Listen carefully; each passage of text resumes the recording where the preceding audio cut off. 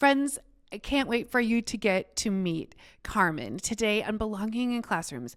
You're going to love to hear her stories about how she sees her students, how her students see her, how they grow together, why she loves teaching, what she loves about literacy, and how she keeps herself moving when things can feel overwhelming. Today on Belonging in Classrooms.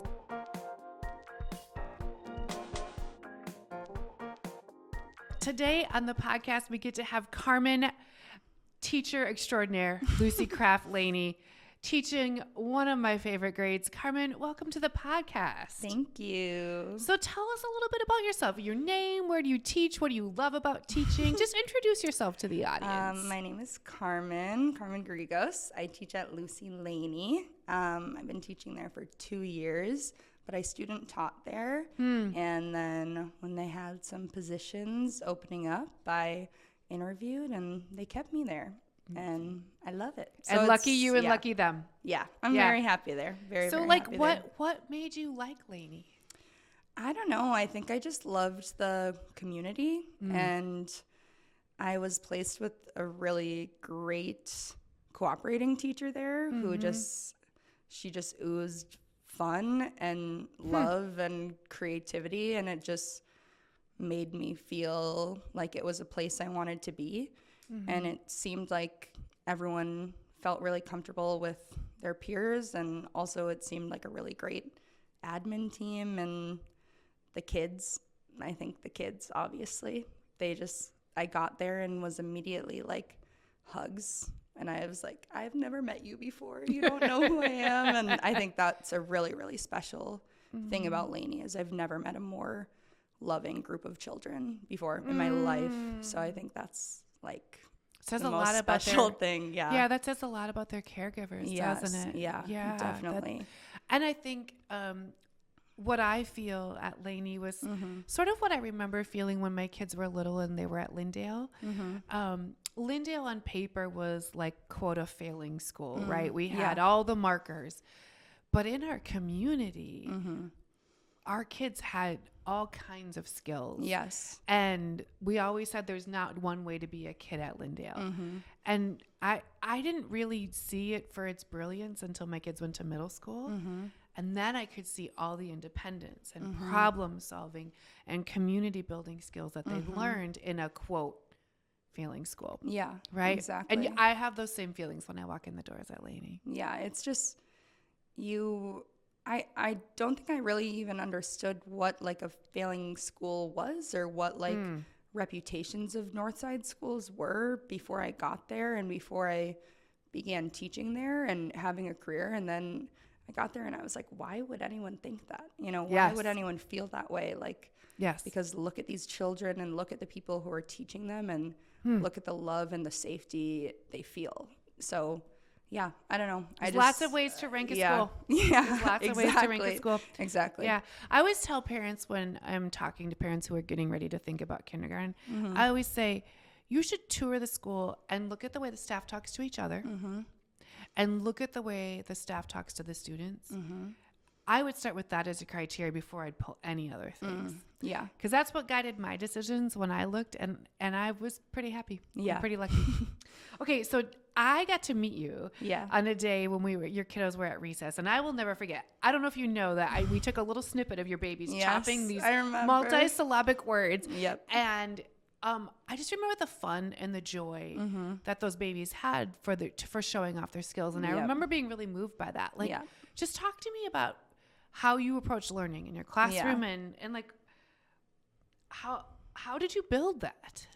Yeah. Well, I'm also just thinking about Shemaya, who was in the video right now, and I miss her. But I think I just built that with love and high expectations and comfort and safety. Like, safety is number one for me, and if students don't feel safe, they can't learn. And that's like our number one thing. Kind of like first day, first week, I say to them, and they know, like, what's my number one job? And they say is to keep you safe. And that's what that's our basis of our classroom. So once we have that foundation of love and safety, and respect for each other, it goes into high expectations, you know, and I think that's like a main thing for me is high expectations, because if they don't expect things of themselves, like you can't expect anything of them, you know, and I expect so much of them. And when they see that I expect so much of them, they expect so much of themselves. And it's just like, it's kind of like a no tolerance type of I don't know, like it's I really always have such hard workers in my classroom, because I know they are so capable of it, and they know they're so capable of it. And that's just something that I think I learned, maybe like it came naturally, but also I think being in the Laney environment and just seeing high expectations and being like, this is how it should be. And yeah, I don't know. Maybe I lost where the question you asked, but no. I mean, but I've seen both of those things get weaponized against kids of color a lot, right? A lot of times when we say things like, it's my job to keep you safe, a lot of times that can be used to sort of like keep kids in a box. And so what I see you doing that is transparently and in relationship and with deep respect for your students. I can feel the deep respect you have for your students. Yeah, because it's not just my job to keep them safe, it's their job to keep each other safe as well. You know, it's like, it's keeping our bodies safe and keeping our brains safe and keeping our learning safe. And that includes interruptions and kindness and, you know, like boundaries. And, you know, those are always conversations in our class. And that comes with like interrupting a lesson, and that's taking away your learning and others' learning and my learning as well, you know. So I think that's what gets us through every day, you know, and that gets us through our whole group lessons, and that gets us through our independent work and our small groups. And it's the expectation that we're at school to learn, and we can't learn if we don't feel safe. And we can't learn if we're not doing our job, you know, and like they really know what they come to school to do. Yeah. And even though they're like 6 and 7, like they are so capable. They're so capable. And I think that was the coolest thing for me. I remember on that day as well, just being able to have them like go in front of you and be like, okay, show her what you know. I loved it. I didn't have to be like, okay, no, they had it together. No, they know. Like, they knew. It's exciting, and you don't have to hold their hands as much as people might think. You know, it's like they can do it. And yeah, I like that. So tell me, like, how so we talked about a little bit before we started, like last year, Minneapolis public schools had massive budget cuts. The way that you were taught literacy and the tools you had around you your first year shifted like underneath you. Yeah. In real time, right? How do you continue to go forward while everything around you is shifting? We're getting ready to go through budget cuts again. The way the supports you had in your classroom are now different this year. Like, how do you, when public schools do this, how do you, like, what are you doing? Yeah, I think it's just trying new things that for myself, trying new systems for myself, but staying consistent for the kids. Interesting. You know, like, okay. So with that, I mean, like, still having the same classroom routine and still having the same, like, all right, so we come to school, they have their routine, we have literacy at this time, we have our whole group lesson, we go to our desk, we do this, you know, we have our sight words, we have our sentences, we have our regular, irregular words, you know, we have all of these things, we write it like this. But, you know, the first half of the year, I tried doing it in a binder. And then I was like, oh, they can't turn to the page fast enough. You know, so now I've shifted to, okay, I'm organizing it like this, and then I'm passing it out because I have the table leader come and get it and bring it to them. So it's just adjusting and trying to find like what system is working best in our classroom. But like, they don't know, they don't notice when the things like that are changing. Yeah. And it's hard because it's like, you know, I'm getting towards the middle of the year or so, and, you know, we're just starting to have our sight word routine, really getting it down. But it's like, the curriculum we have gave us sight words that were out of order, and half of them are missing, and they aren't labeled for like which lesson they are attached to. And frankly, I don't have time to organize them in that way. Yeah.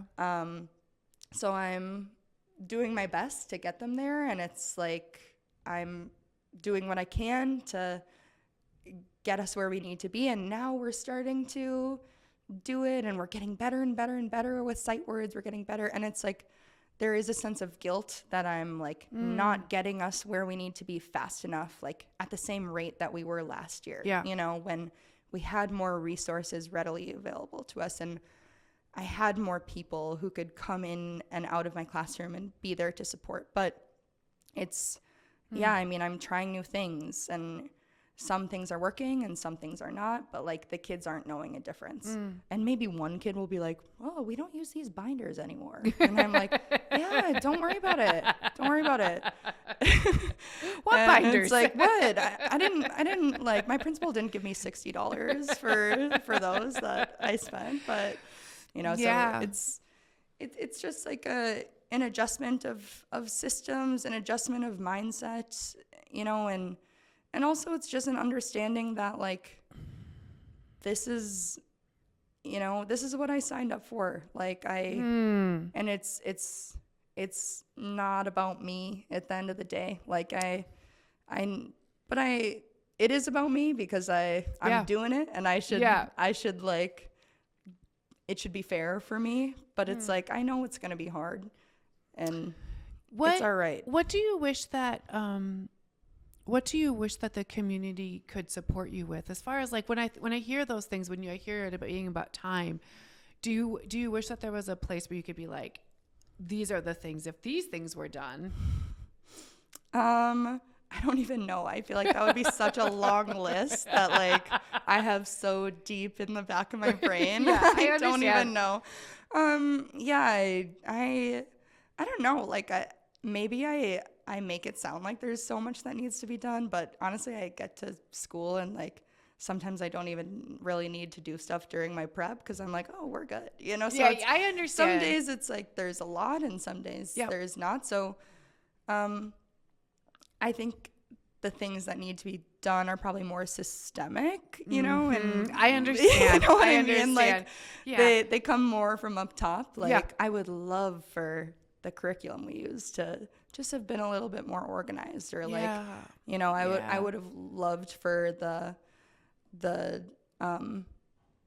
worksheets that I use for my students to have not been paid for by myself and my team, you know, like I would have loved for those have been to have been provided for us, you know, because the curriculum we used last year, it was a workbook provided to us. So things like that, like I think that would have made a big difference for us if things like that were thought about beforehand, or even if maybe they were thought about beforehand and they were like, whatever, they can figure it out. And we did figure it out because we had to figure it out.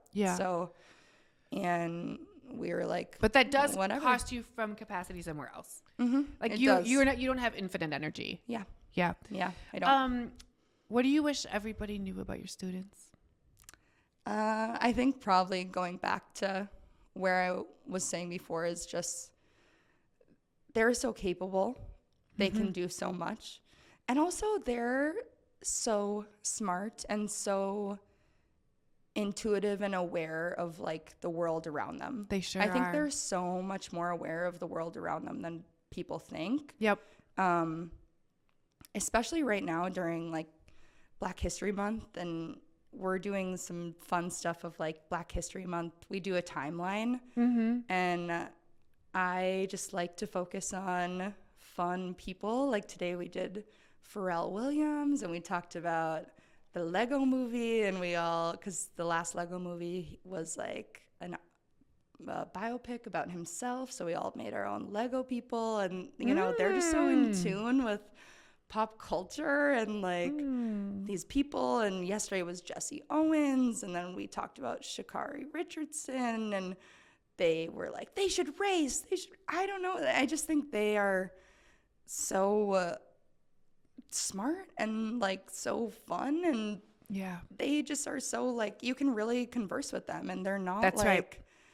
they're not little. Like they just are so in tune with like really anything that's going on. Like I can look at one of my students in the middle of a lesson and we can start cracking up laughing because of a silly face they're making. You know, it's like and I think that's also a benefit I have of being a younger teacher too, is like we just can have a different connection as well. But I mean, also with social issues as well too, like when we're learning about Native American issues, they can make a connection between that and Black struggles. And They I'm like, absolutely you're can. 7. That's crazy that, and also impressive and amazing that you're able to make that connection in your brain. Like it's, I think when students know that they can trust you, when they can trust the adult, the unlocking is easy. Yeah. I Totally. mean, when you can be consistent, reliable, believe in them, right?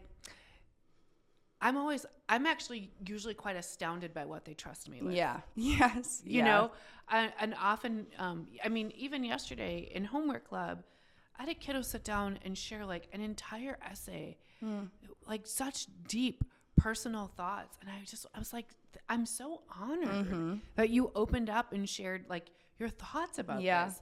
You didn't owe me that. Yeah. I think we underestimate children a lot. Yeah, I think so too. And it's just, I think especially being a first grade teacher, like the expectations for what they can do can be low, you know, or the expectation for the connections you can have with them.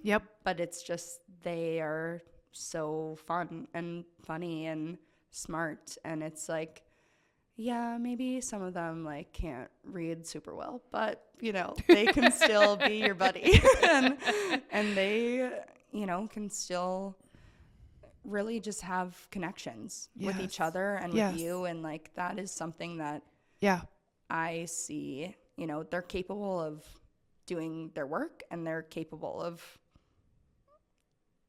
you know, being with each other. And I think especially in an academic sense too, like if you're willing to maintain those high expectations and push them that extra mile, like they will meet them.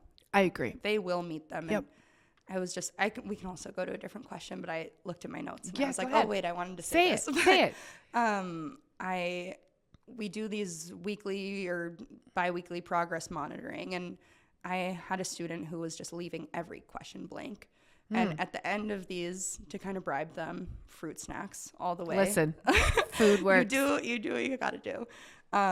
So I was like, next time, like when we're reading the expectations at the beginning, I added an expectation. I was like, you must have at least one sound, because I know you can recognize at least one sound for these words.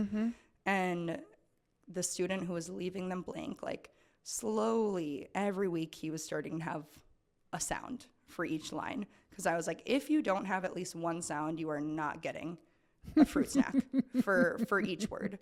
So it's like he went from having nothing on his page to then week by week, slowly he was starting to have like one sound, two sounds, three sounds. Today, like, and he's one of my middle of the road readers. Today he had like the whole page. And like, you know, even my highest readers did not have everything written down.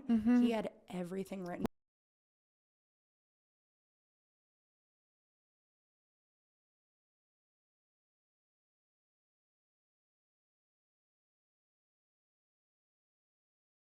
Especially with a student who often is saying, I can't do it, I don't think I can do it. And then also after every word is showing me, did I do it right? And I'm like, I'm not looking. That's like, you got to do it. Believe in yourself. There's fruit snacks at the end of the journal. Like, and also a high five. Like, you know, you got it. But 51 and I had fruit snacks last night. Yeah, at the end and of my tunnel.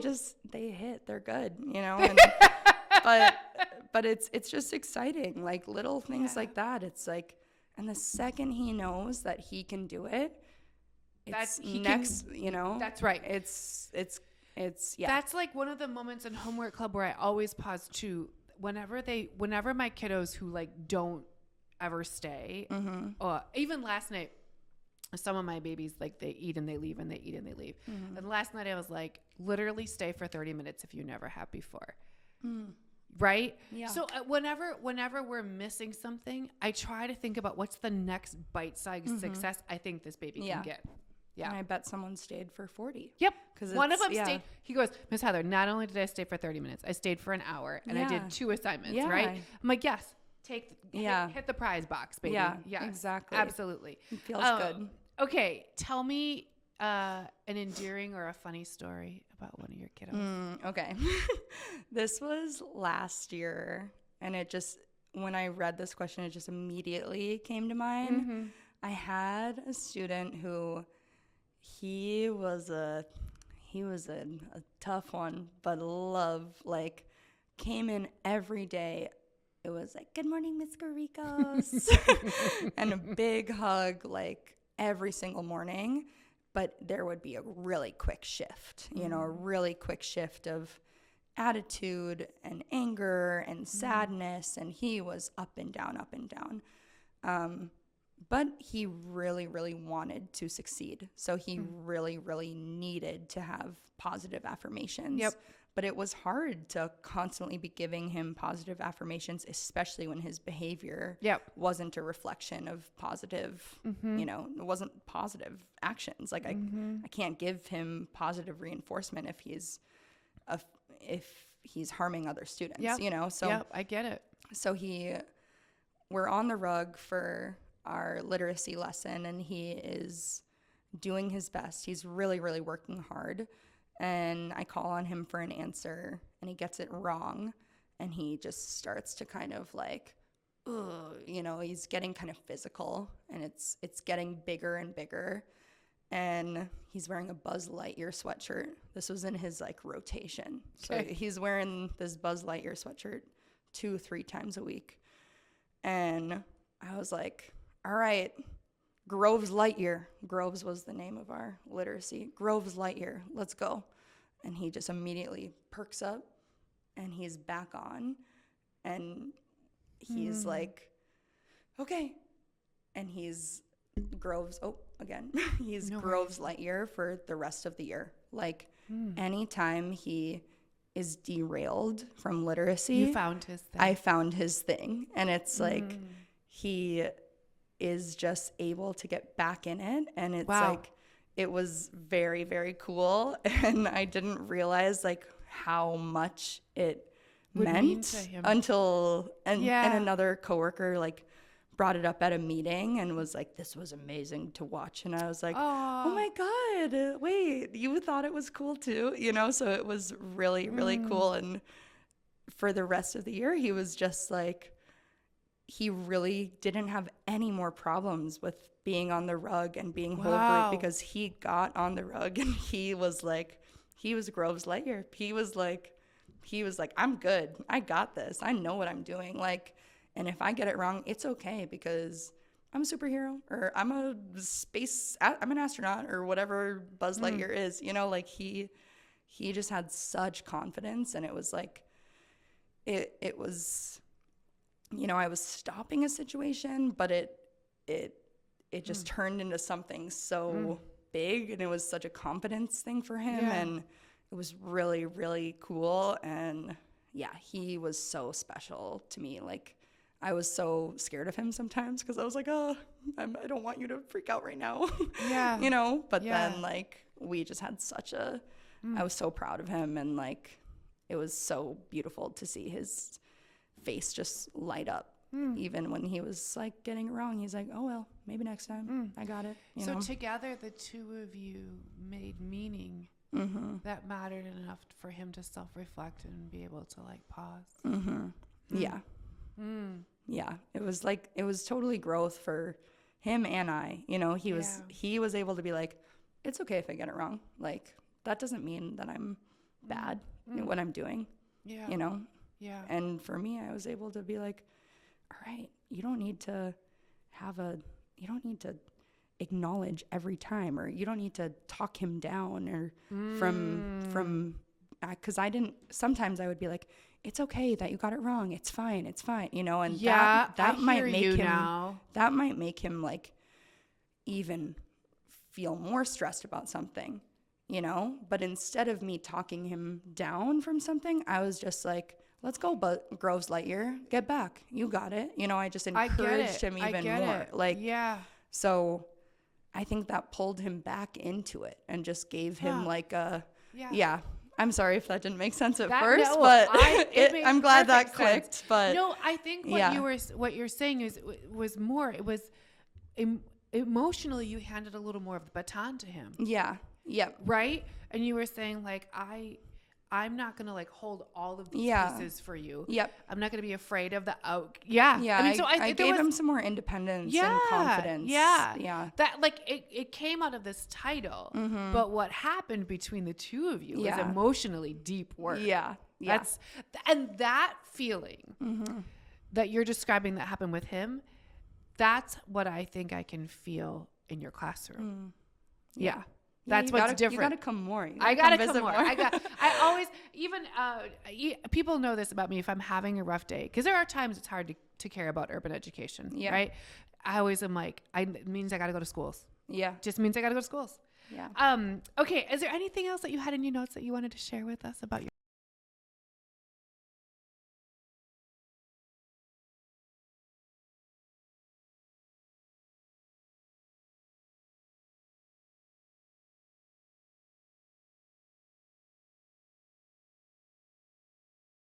And I know what you mean, obviously, but it's like, they deserve education as much as everyone, you know? Yeah. I mean, I think what I mean is like, I know. Yeah. What I mean is it hurts me because what hurts is that like there are pockets that are doing it well. Yeah. And then I watch a school like Laney get destabilized. I know. Right. Cause like there are schools where I go to bed at night and I think like, okay, I can't fix a lot of things, but I know this pocket's working well. I know. And to watch those things get stripped away from places, I think that's what is like. I know. Yeah. Cause the babies are easy.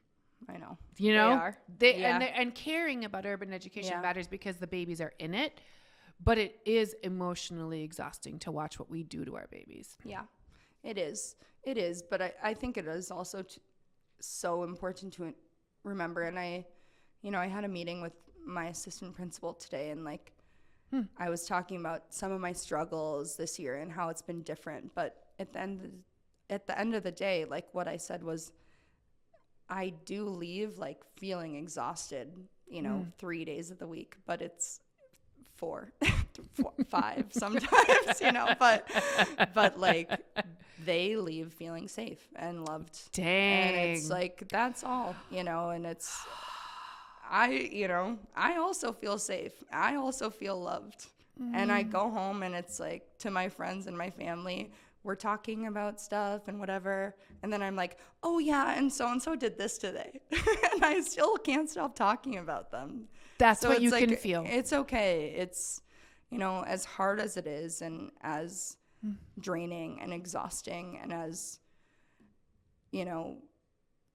sometimes like lacking in support it can feel, I'm still like, I go home and I'm thinking about your kids. The silly thing that that's right. Someone did during the middle of our lesson that I couldn't keep a straight face for, it's like there's so much joy in it. And I think I needed this conversation too.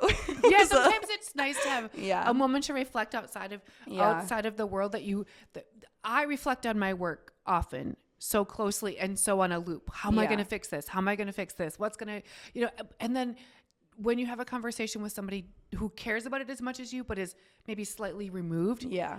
It takes a little bit of the weight off, right? And gets you outside of your usual loop. For sure. So I'm always like, I'll leave a conversation and be like, oh, I feel lighter. Yeah. Because someone cares about a thing I care about and they had a different perspective. And I think that's beautiful. Yeah, I think so too. Well, I want to thank you so much for your work at Laney. I want to thank you for being here on the podcast and for being the teacher that your students need every day. Thank you. Thanks so much for jumping on. I can't wait to have you back again. Yeah, thank you for inviting me. It Yes. feels so good to be here. I appreciate it. Yeah.